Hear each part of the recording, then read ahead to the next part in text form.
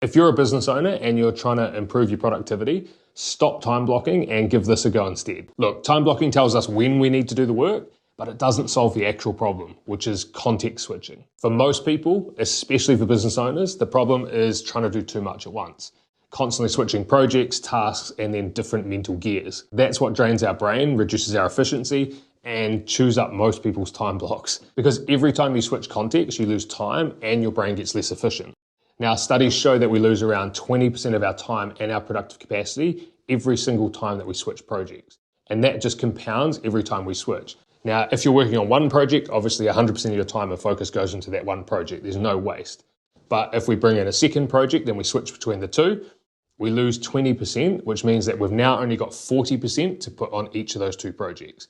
If we switch again, we've lost 40%, which means we've now only got 20% to put across those three projects. And by the time we get to 4, we've lost 60%, which means that there's only 40% remaining to split across the 4 projects, so 10% per project.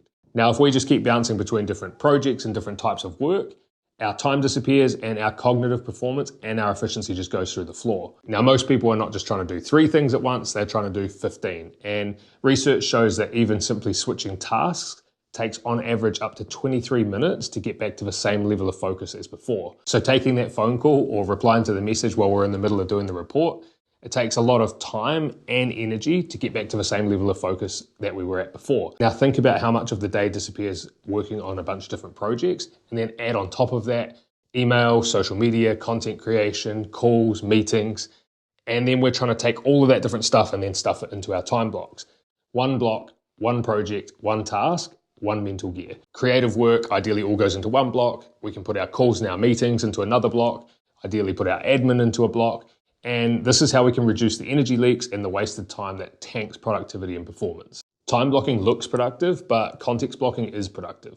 It's about shifting our lens from just managing the time aspect to also managing our energy, our focus, and our mental bandwidth.